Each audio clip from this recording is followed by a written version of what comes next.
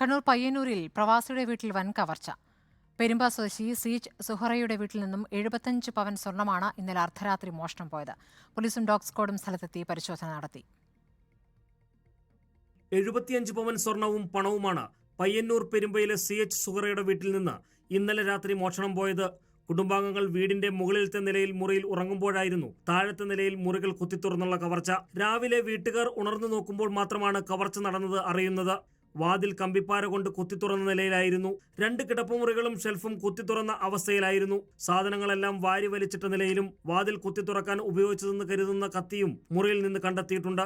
ഇതെല്ലാം വാരി വലിച്ചിട്ടിട്ട് ഇതൊക്കെ പിന്നെ ഈ സ്വർണ്ണ ഇട്ട കവറൊക്കെ ഇവിടെ പുറത്ത് കാണുന്നത് പുറത്ത് തന്നെ വളപ്പിൽ തന്നെ ഇട്ടിട്ടുണ്ട്.